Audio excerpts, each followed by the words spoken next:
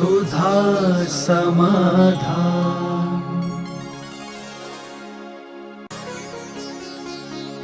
नमोस्तु गुरुदेव, यशोदय तीर्थ क्षेत्र भूमि के बारे में बताएं। देखो, कोई भी भूमि का चयन होता है तो वह कोई ना कोई शुभ संकेत देती है। कभी कभी वो सब संकेत निमित्त के रूप में प्रस्तुत हो जाते हैं। जैसे मैं टीकमगढ़ से चल रहा था, रास्ते में चलते चलते बीच रास्ते में, और वो गाय के दुहने का समय नहीं था, ये गाय बीच सड़क पे आकर के बच्चे को दूध पिला रही थी।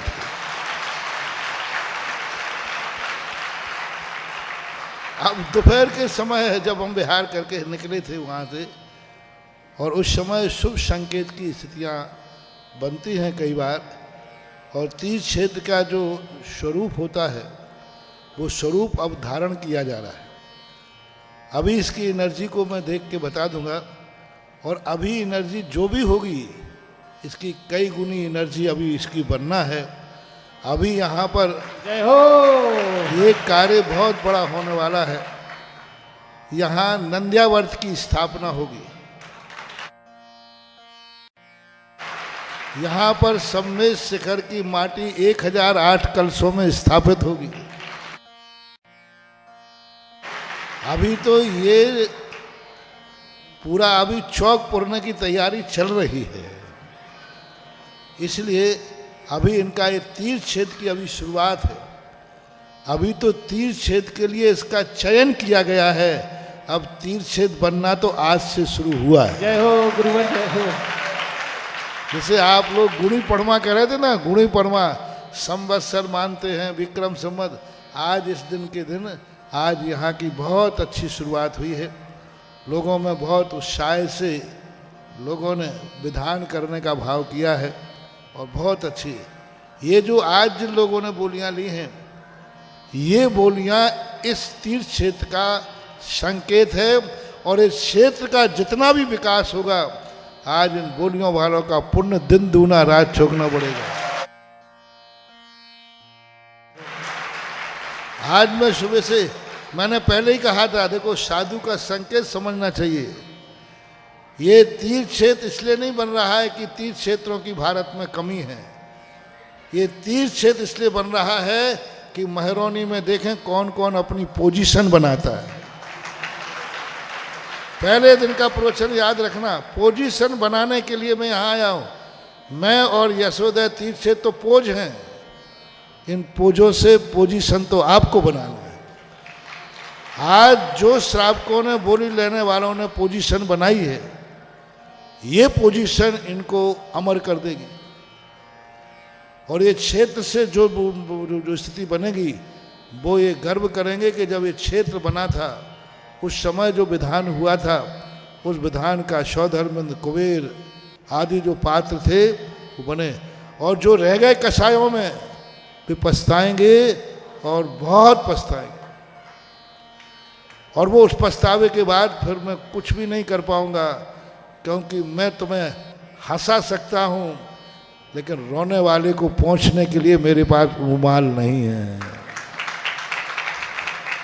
इसलिए यह क्षेत्र की जो शुरुआत है, अभी जब इसमें सहस्त्र कलश और नंद्यावर्त की स्थापना होगी, उस समय यह क्षेत्र का बहुत बड़ा रूप बनेगा। क्योंकि किसी भी क्षेत्र को बनाने के पूर्व हम नंद्यावर्त की स्थापना करते हैं, और सहस्त्र कलशों के द्वारा श्री शाश्वत तीर्थ क्षेत्र राज की मिट्टी यहाँ होगी। और ये नंद्यावर्त सम्मेद शिखर के नीचे बना हुआ है, तो सम्मेद शिखर तो ये नहीं बन पाएगा, लेकिन सम्मेद शिखर की माटी के नीचे नंद्यावर्त स्थापित होना है। जय हो, जय हो। इस विधान में ना जाने क्या क्या कार्य होंगे। प्रतिष्ठा भी होगी, नंद्यावर्त की स्थापना भी होगी, शिलान्यास भी होगा, और अभी पता नहीं क्या क्या और होगा। नमोस्तु गुरुदेव, अनुग्रह, उपकार और आग्रह, इनके क्या अर्थ हैं? अनुग्रह का अर्थ होता है किसी के पीछे चल कर के उसका अनुग्रह करना। पीछे चल करके अनुग्रह करना। उपकार का अर्थ होता है आगे पीछे कहीं से भी उसमें जिसको आगे बढ़े, जिससे उसकी बाधाएं दूर हों, उसको उपकार कहते हैं। आग्रह बोलते हैं हठग्राह्यता को। बाकी अनुग्रह उपकार एकार्थवाची शब्द हैं। शब्द व्युत्पत्ति की अपेक्षा यदि हम करते हैं तो अलग अलग अर्थ निकालते हैं। उपकार नीचे मतलब पास में रह करके, निकट रह करके जो उपकार किया जाए, अनुग्रह जो उसकी अनुकूलता के अनुसार किया जाए वो, और आग्रह तो हठग्राह्यता को बोलते हैं। नमोस्तु गुरुदेव, हम खेती करते हैं और गेहूं चना आदि उगाते हैं, तो क्या उपज के बाद हम गेहूं चना आदि भगवान को चढ़ा सकते हैं? नहीं चढ़ा सकते। योनि सचित है। जिनमें अंकुरित होने की योग्यता है वो धान भगवान को चढ़ाने योग्य नहीं है, क्योंकि इसको योनि सचित मानते हैं। जो अंकुरित नहीं हो सकता है, चावल आदि, वो चढ़ाने का उल्लेख मिलता है। इसलिए धान अन्न आदि चढ़ाने के संबंध में आगम में कोई उल्लेख नहीं मिला। वर्तमान में परंपराएं भी नहीं है। दक्षिण हो चाहे उत्तर हो, सभी स्थानों पर चावलों के स्थान पर चावल ही चढ़ता है, अन्न नहीं चढ़ाते हैं। तो इस परंपरा को अपन ध्यान में रख करके अन्न न चढ़ाएं तो ही अच्छा है, क्योंकि उनमें अंकुरित होने की शक्ति रहती है। नमोस्तु गुरुदेव, जब कमेटी के लोग किसी साधु के पास जाते हैं तो मंदिर के पैसे और गाड़ी इत्यादि से जाते हैं, क्या ये ठीक है? अब इस संबंध में देखो, ये परिस्थितियां हैं। जो समर्थ हैं, शक्तिमान हैं, वो पैसे नहीं लेते हैं, नहीं लेना चाहिए। हमने तो अभी तक अपने भारत में जैनियों को देखा है, 75-80% लोग पैसा नहीं लेते। मैंने ललितपुर की पंचायत को देखा, सीलचंद अनोरा वगैरह, अध्यक्ष जी अंचल जी वगैरह, प्रबंधक वगैरह, ये लोग सब इतने बार मेरे पास राजस्थान गए, इतने बार आते हैं। वो सब अपने निजी खर्च से आते हैं, कभी भी उन्होंने मंदिर में बिल नहीं डाला। और जाने में आने में हम तो हजार किलोमीटर भी दूर रहे,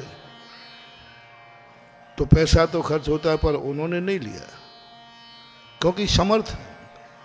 सबके पास गाड़ियां हैं, सब समर्थ हैं। और कोई भी बहुत सारे लोग नहीं लेते।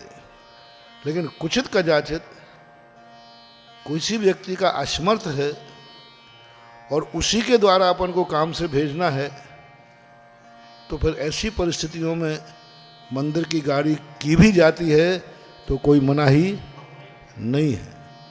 इसलिए इनको तो देख कर करना। यदि मार्शल लॉ लागू कर दें, नहीं की जाती है, तो फिर तुम परेशानी में पड़ जाओगे। कई बार लोग ऐसे होते हैं कि नहीं लग सकते, अब बहुत दूर भेजना है, तो कैसे भेजें? कमेटी से गाड़ी कर देते हैं। और जो समर्थ होते हैं वो नहीं लेते। तो इसको तो विवेक के ऊपर छोड़ दो। ऐसा कोई नियम नहीं है। अरे भाई, यदि खर्चा पानी देने से मंदिर का भी काम होता है तो दे दो, काम करो। अब छोटे से खर्चा पानी से यदि काम रुकता है तो इनको व्यवस्थाएं मानना चाहिए। ये अंदर की बातें हैं, बाहर नहीं लाना चाहिए। नमोस्तु गुरुदेव, श्रवणबेल गोला के भट्टारक स्वामी स्वस्ति श्री चारुकीर्ति महाराज के हुए आज निधन से कितनी क्षति पहुंची है? बहुत बड़े एक आदर्श भट्टारक, इस युग के सबसे आदर्श भट्टारक थे, श्रेष्ठ भट्टारक थे। आचार और विचारों में भट्टारकों में सर्वसे श्रेष्ठ थे। आचार भी उनका बहुत श्रेष्ठ था। विचारों में तो वे बहुत बहुत महान थे। उनको सत्य की पहचान थी। श्रमण संस्कृति के सबसे बड़े संपोषक थे। और आज उनके भट्टारक की चर्या को देख करके, उनका जो विचारों को देख करके लगता था कि उनको यदि कोई प्रकार के कोई अच्छा निमित्त मिल जाता तो वे महामुनिराज बनकर के अपना जीवन व्यतीत करते। लेकिन उनके पास जिम्मेवारी बहुत थी। श्रमण बेलगोला को आज जो ऊंचाइयां दी हैं वो चारुकीर्ति भट्टारक ने दी। सन 1967 से उनके महामस्तकाभिषेक हो रहे। हर और दक्षिण से और उत्तर भारत को एक करने का श्रेय जाता है तो चारुकीर्ति भट्टारक को जाता है। हमारे यहाँ एक युग था जब उत्तर भारत और दक्षिण भारत दो भागों में बंट चुका था। दोनों के संपर्क टूट चुके थे। दोनों अलग थे। उत्तर भारत अलग अपने आप से अलग रहता था, दक्षिण संबंध ही नहीं थे, कोई किसी को जानते ही नहीं था। मुनिराज कभी कभी कुचित कजाते सम्मेद शिखर की वंदना को निकलते थे, कोई नहीं जानता था। लेकिन उत्तर भारत की जैन समाज और दक्षिण भारत की जैन समाज को एक अखंड रूप में स्थापित करना ये चारुकीर्ति भट्टारक का सबसे बड़ा आदर्श था।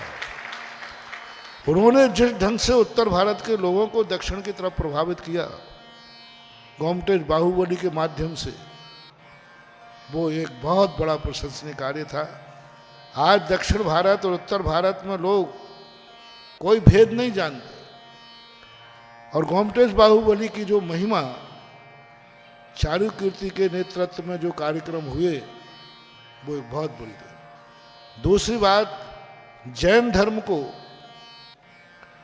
राजनीतिक स्तर प्रदान कराने में सर्वश्रेष्ठ काम है चारुकीर्ति भट्टारक का।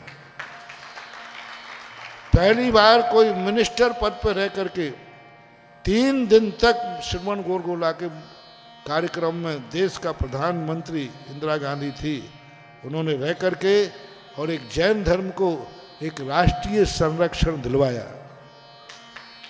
बहुत बड़ी। दूसरी बात है, मेरे पास भी उनके बहुत बार समाचार आए कि एक बार आप महाराज दक्षिण भारत की तरफ आइए। और यहाँ पर उत्तर भारत में तो सब लोग बहुत अच्छे विवेकी हैं, ज्ञानी हैं, विद्वान हैं। दक्षिण भारत की तरफ आइए। उनका निजी संदेश आया, उन्होंने निजी कई बार भेजे समाचार।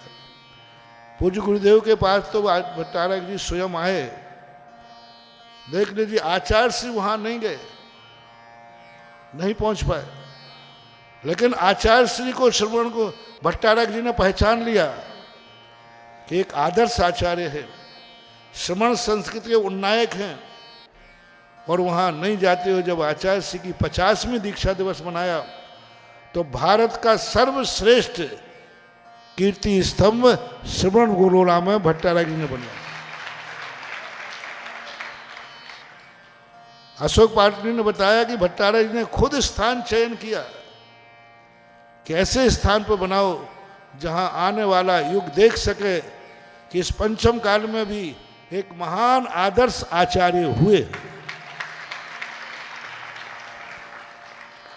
और वहाँ उन्होंने वो कीर्ति स्तंभ बनाया। कीर्ति स्तंभ बना करके अपने आप को, तो भट्टारक जी का जो एक आदर्शता थी, वो जानते थे कि जैन आगम में, जैन शास्त्रों में भट्टारक पद कहीं नहीं है।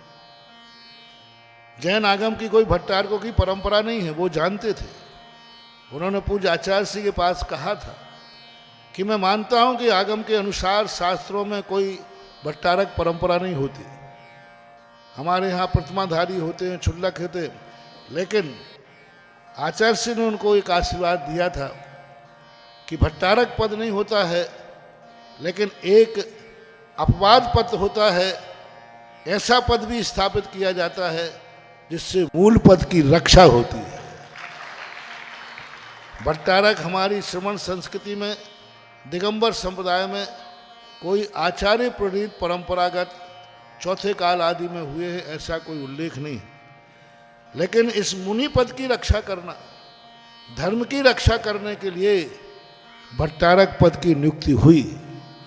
और चारुकीर्ति भट्टारक ने वस्तुतः जैन धर्म की, जैन शास्त्रों की और जैन श्रमण संस्कृति की रक्षा करके, भले ये परंपरा में नहीं थे लेकिन परंपरा के प्रहरी थे, सुरक्षा कर्मी, सुरक्षा थे, और इन्होंने ऐसी सुरक्षा की कि वो भली श्रमण नहीं बन पाए लेकिन श्रमणों की रक्षा की। तो रक्षा करने के लिए जो उन्होंने सुरक्षा बल, सुरक्षा दल जो अपने विचारों से दिया, जो अपने आचारों से दिया, बताते हैं कि वे चातुर्मास आदि में इधर उधर विहार नहीं करते थे, विचारों में बहुत निर्मल थे। उत्तर भारत से जब भी साधु जाते थे, उन साधुओं के लिए बहुत आदर के साथ, सम्मान के साथ, उन्होंने कभी भी किसी का अनादर नहीं किया। क्षुल्लक भी जाते थे तो क्षुल्लकों को भी वो अपने से बड़ा मानते थे, श्रेष्ठ मानते थे, और उनको भी उच्चासन देते थे। और बहुत अच्छे उनका किसी बताते, कोई पूरा तो अभी मालूम नहीं है, आज उनका समाधिस्थ हो गए। आज एक बहुत बड़ी क्षति भारत की हुई। हम तो ये कहेंगे, आज श्रमण संस्कृति का रक्षा करने वाला प्रहरी हमारे बीच से चला गया। श्रमण संस्कृति का रक्षक था, जैन शास्त्रों की सुरक्षा, क्योंकि हम मुनि महाराज लोग स्वयं की रक्षा नहीं कर सकते। हम लोगों में रक्षा करने का उतना कोई भी वो परिस्थितियां नहीं बनती, हम साधु हैं। लेकिन भट्टारक लोग सब तरफ से रक्षा करने में समर्थ होते थे, और उन्होंने सही मायने में अपना जो कर्तव्य था वह निभाया।